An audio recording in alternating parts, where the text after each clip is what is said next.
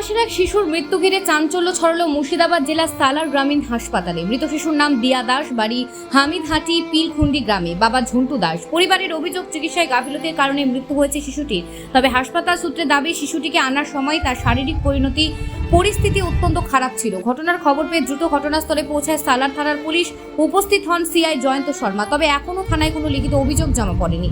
শিশুর বাবা ঝন্টু দাস জানান, হাসপাতালে আনার সময় আমার মেয়ের অবস্থা খুব খারাপ ছিল। আমরা আশা করেছিলাম চিকিৎসায় বাঁচানো যাবে, কিন্তু শেষ পর্যন্ত আর পারা গেল না। ভবিষ্যতে যেন এভাবে আর কোনো পরিবারকে সন্তানের মৃত্যু সহ্য করতে না হয়, সেই ব্যবস্থা হোক।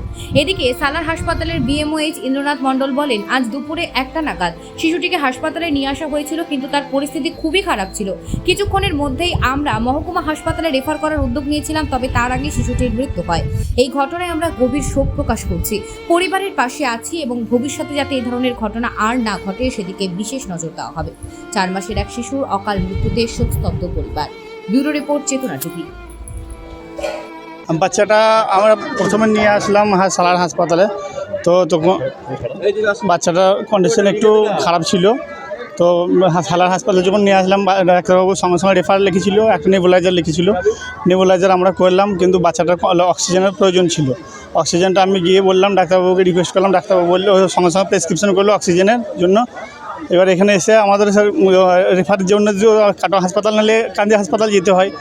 এবার ও বাচ্চাটার খুবই শ্বাসকষ্ট হচ্ছিলো। তাও এখানে বললাম, বারবার রিকোয়েস্ট করলাম যে এখানে বাচ্চাটা যাই হোক একটু অক্সিজেন দেওয়ার একটু ব্যবস্থা হোক। তা করতে করতে গাড়িটা আমরা প্রস্তুতি নিয়ে নেবো।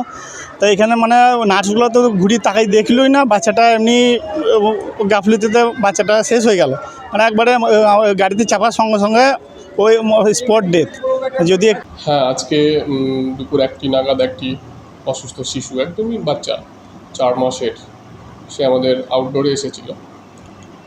খুব খারাপ অবস্থাতে এসেছিল। আমি কর্তব্যরত ডাক্তারবাবু নার্সের সঙ্গে এ বিষয়ে কথা বলেছি। তো বাচ্চাটি কাটো হাসপাতালেও চিকিৎসাধীন ছিল এবং এখানে এসেছিল সম্পূর্ণ নীল অবস্থায়। তারপর ডাক্তারবাবু সাধারণ ভাষায় যেটাকে গ্যাস দেওয়া বলে, অর্থাৎ নেবুলাইজেশনের জন্য অ্যাডভাইস দিয়ে আমাদের ইনডোরে পাঠিয়েছিলেন। সেখানে নেবুলাইজেশন দেওয়ার পরে রেফার নিয়ে যাওয়ার কথা। তো বাড়ির লোকের কিছু সমস্যার জন্য, তাদের আর্থিক সমস্যার জন্য অ্যাম্বুলেন্স তারা করতে পারেননি। 102-এ ফোন করেছিলেন। 102 থেকে গাড়ি দিতে দেরি হওয়ায় ওনাদেরও কিছুটা সমস্যা হচ্ছিল রেফার নিয়ে যেতে। এই বিষয়ে আমিও কিছুটা তো সেই সময় জানতাম না। আমাকে জানানো হলে আমি নিশ্চয়ই কিছু ব্যবস্থা নিতে পারতাম। তো তৎক্ষণাৎ বাচ্চাটিকে অ্যাম্বুলেন্সে তোলার পরে বাচ্চাটির মৃত্যু হয়। এ বিষয়ে আমি গভীর শোক প্রকাশ করছি। পরিবারের পাশে অবশ্যই আমরা থাকছি।